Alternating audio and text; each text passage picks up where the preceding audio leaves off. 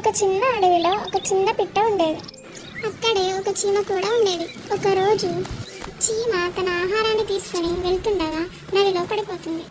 అది కాపాడండి అని అరుస్తుంది. అది చూసిన చిన్ని పిట్ట చీమను కాపాడడానికి చెట్టు మీద నుండి ఆకును తుంచి నీటిలో వేస్తుంది. అప్పుడు చీమ ఆకుపైకి ఎక్కి తన ప్రాణాలను కాపాడుకుంటుంది. అప్పటి నుండి వాటి మధ్య మంచి స్నేహం ఏర్పడింది. తర్వాత ఏం జరిగింది? అలా కొన్ని రోజుల తర్వాత చిన్ని పిట్ట ప్రశాంతంగా విత్తనాలు తింటుండగా అక్కడే ఉన్న వేటగాని చూసి పిట్ట అరుస్తుంది. అది విన్న చీమ వెంటనే వేటగాడి కాలిని కుట్టగానే నొప్పితో వేటగాడు బాణం తప్పుగా వదిలాడు. అప్పుడు పిట్ట తన ప్రాణాలను కాపాడుకుంటుంది. వాళ్ళు ఒకరికొకరు సహాయం చేసుకుంటూ అడవిలో సంతోషంగా ఉన్నారు. అంటే ఈ కథ ద్వారా మనకు తెలిసిన నీతి, మంచి చేస్తే మంచి తిరిగి వస్తుంది. ఇది ఫ్రెండ్స్ స్టోరీ. మీకు నచ్చింది అనుకుంటున్నాను.